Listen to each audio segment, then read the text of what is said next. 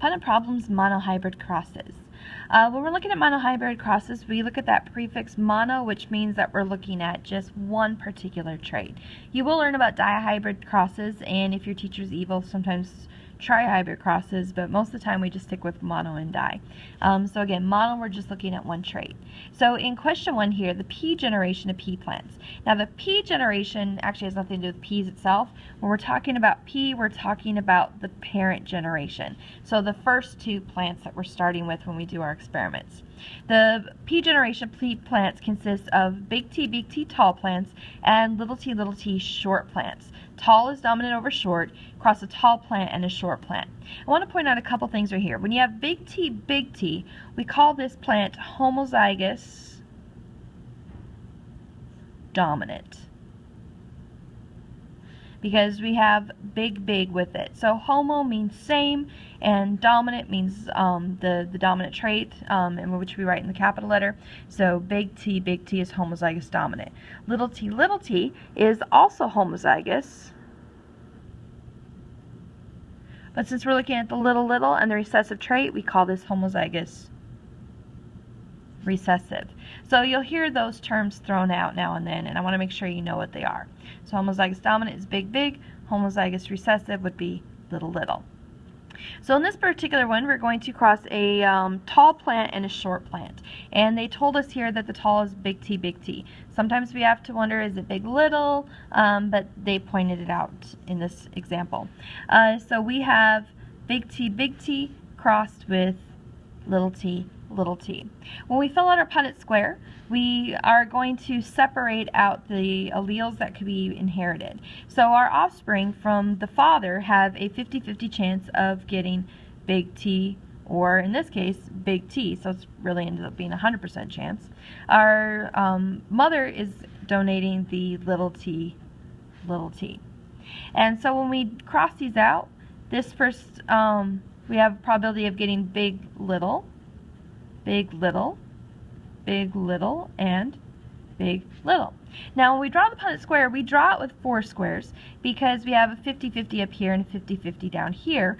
It doesn't mean that our breeding is going to result in 4 babies necessarily. That's a real common misconception. It's just looking at what's the probability and the odds. In this particular one, our genotype ratio, the only thing that our offspring can inherit is big T, little t. All 4 odds essentially have that. So our ratio is, there really is no ratio. It's 1. If you want to make it ratio, you could say 1:0 for inheriting the big T, little t.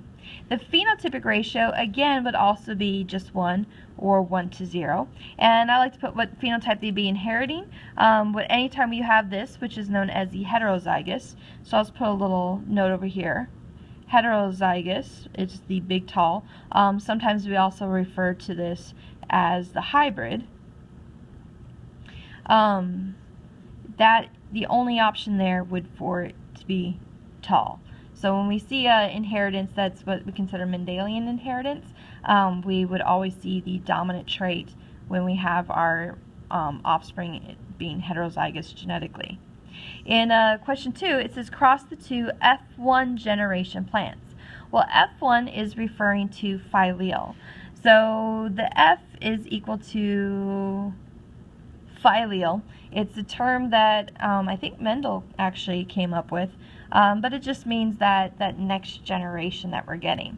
And so the F2 generation plants means that we take 2 plants from this previous mating, and so technically you are inbreeding, but we would cross those 2, so 2 heterozygous plants.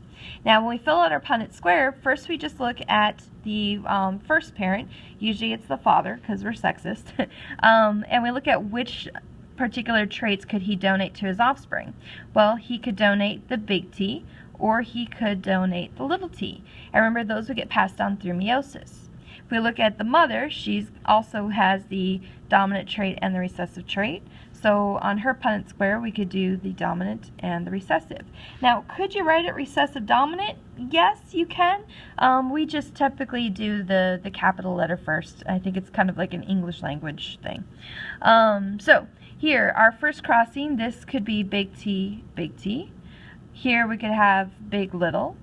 Down here would be big, little. And in our last corner is little, little.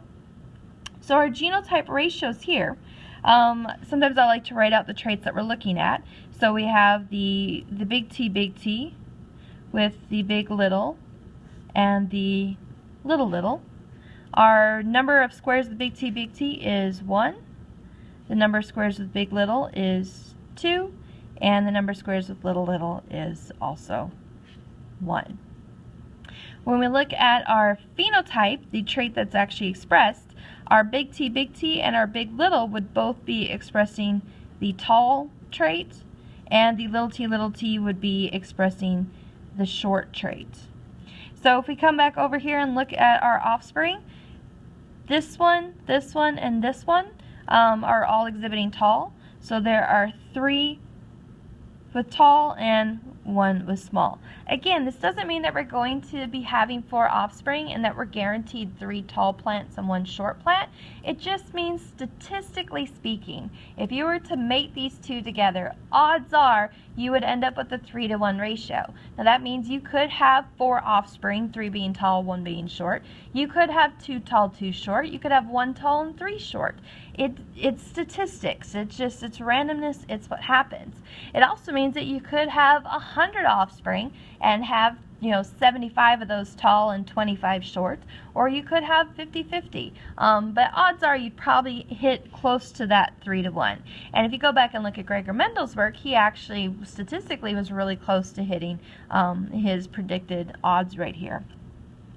So in down here we have the F1 generation. This is what we call the F2 generation. It's another phyllele generation. Just means we're continuing to mate the generations. And so we're crossing 2 short plants. Now when we cross 2 short plants, that means that we know, genetically speaking, they are going to be little t and little t. And I'll let you go ahead and fill out that square because that one's pretty easy. When you come down to number 4, it's asking you to cross 2 homozygous tall plants.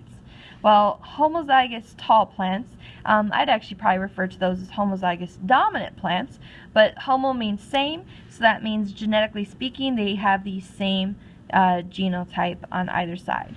So crossing big with big little, and you should be able to figure out your genotype and phenotype ratios from there. Let me know if you have any questions.